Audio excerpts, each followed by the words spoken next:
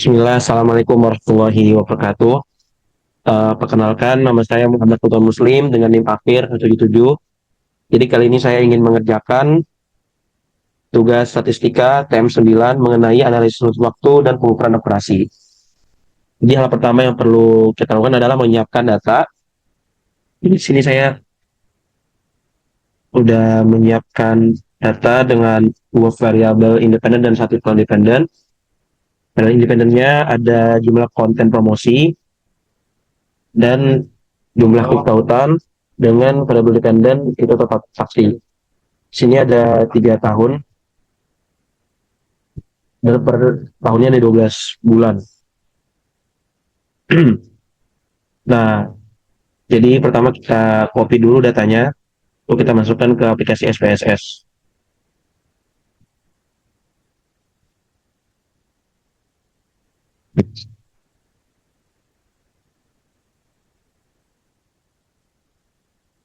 Oke, kita copy ulang data yang tadi. Kita pindah ke SS, kita view, kita copy di sini. Nah, setelah itu kita cek di variable view. Ini kita ganti jadi jumlah konten, oh konten promosi aja ya.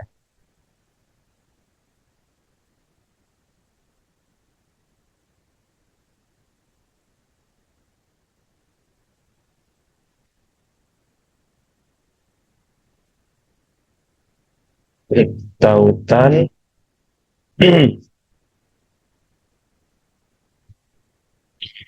ini ke total transaksi dependen.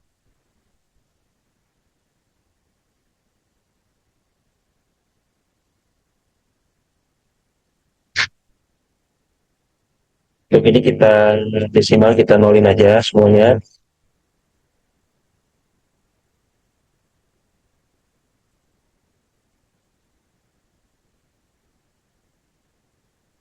Nah, di sini measure kita ganti ke scale semua.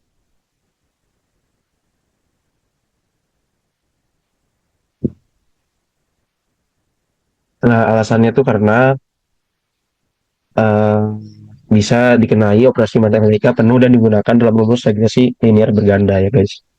Jadi harus diganti ke scale. Hmm,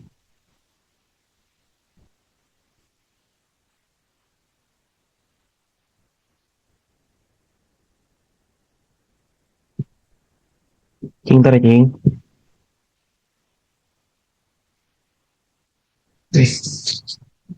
Sabar, sabar. Oke, kita lanjut ke analyze regression. Ya, sorry, kita lanjut ke ulang lagi ke analyze tadi. Kita buka ke regression.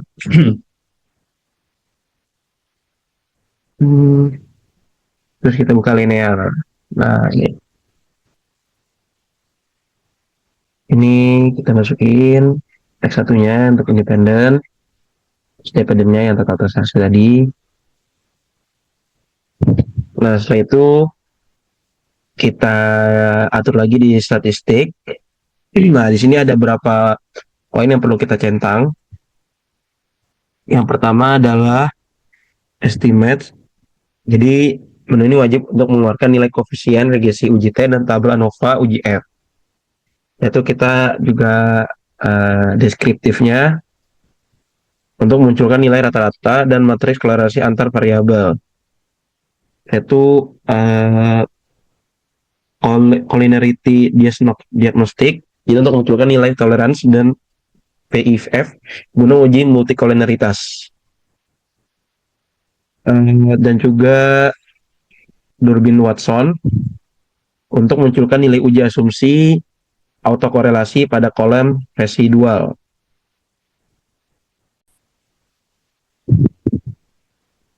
Oke, setelah itu kita kita continue.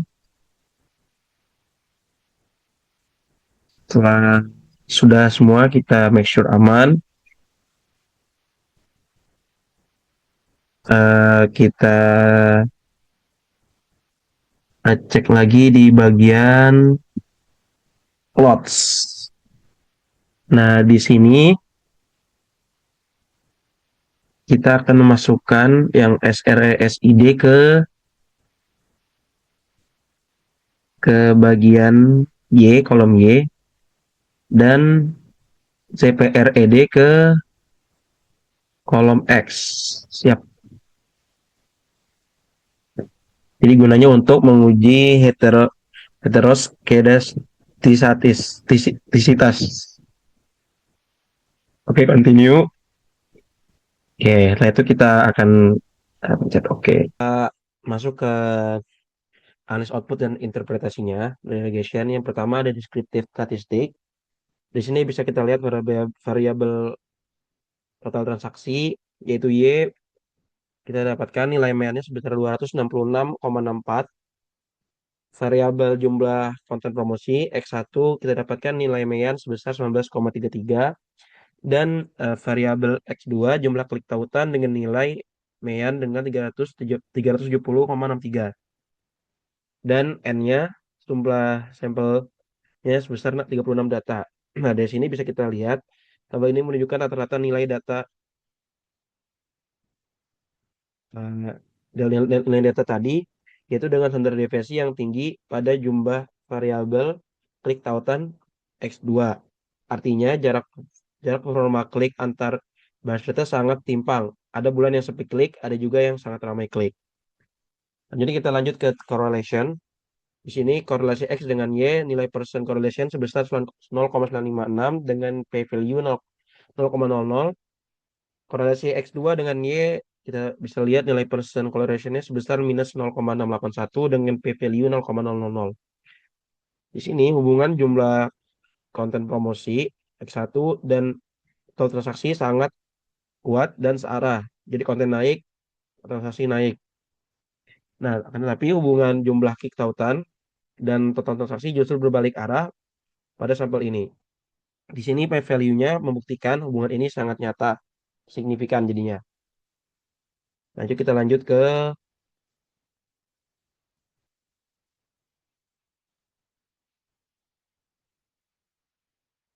eh, double variables enter or remove. Di sini bisa kita lihat variables yang dimasukkan yaitu X2 jumlah catatan dan X1 jumlah konten promosi. Variabel terikat, dependent variable yaitu total transaksi, metode analisis yaitu enter. Lanjut ke model summary. Di sini bisa kita lihat R square-nya dengan nilai 0,935 dan Dolby Watson dengan nilai 1,866. Jadi nilai R square berarti jumlah konten promosi dan jumlah klik tautan mempengaruhi omset penjualan sebesar 93,5%, yaitu sangat dominan. Sisanya 6,5% dipengaruhi oleh faktor lain. Di sini nilai Dolby Watson aman aman sekitar angka 2 artinya lolos uji auto korelasi. Oke, kita lanjut ke tabel ANOVA. Di sini bisa kita lihat nilai F hitung sebesar 236,706 dengan nilai p-value 0,00. Karena nilai p-value di bawah 0,05, maka jumlah konten promosi X1 dan jumlah klik tautan X2 secara bersama-sama mengaruhi signifikan terhadap total transaksi, yaitu variable Y, dependent. Dan di sini model regresinya layak untuk digunakan. Kita lanjut ke koefisien. Di sini rumus persamaan regresinya yaitu Y sebenarnya 65,736 plus X1 11,106 dikurang X2 0,037.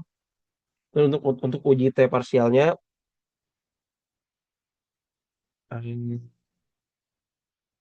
X1 untuk nilai p-value dari X1 0,000 dan nilai p-value dari X2 0,003. Di sini uji multikoliniaritas yaitu 0,651 dan nilai VIF 1,535.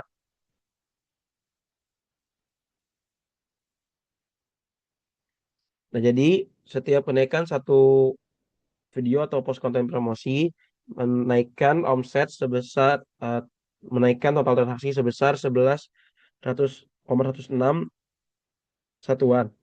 Setiap kenaikan satu klik tautan menurunkan total transaksi sebesar 0,037 satuan. Keduanya berpengaruh signifikan secara individu dengan nilai p-value under 0,05 dan nilai VF under 10 artinya data lolos uji multikolonaritas. Kita lanjut ke tabel residual statistik.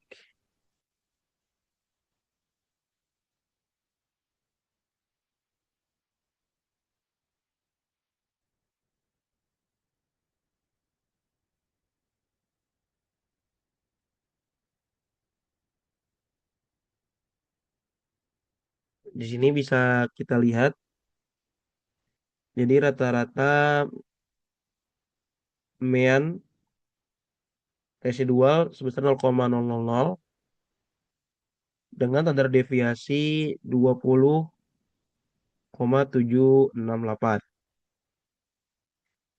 Yang- Jadi nilai rata-rata keseluruhan residual tepat di angka 0 menunjukkan model rumus regresi Anda. Rumus regresinya sangat presisi dan membagi varians data dengan seimbang. Nah, kita lihat sini ada grafik histogram. Sini kan kayak membuat kayak dari bawah ke puncak turun lagi. Bisa kita lihat garis kurva hitam membentuk pola lonceng yang simetris di tengah, artinya data residual berdistribusi normal. Eh, Setelah itu kita lihat ke grafik eh, pp-plot. Di titik-titik datanya menyebar, merapat mengikuti arah garis diagonal, memperkuat bukti bahwa data berdistribusi normal. Terakhir ada grafik scatter plot. Di sini titik-titik menyebar acak dan tidak membentuk pola tertentu. Artinya model regresi aman dan berstatus bebas dari masalah heteroskedastisitas.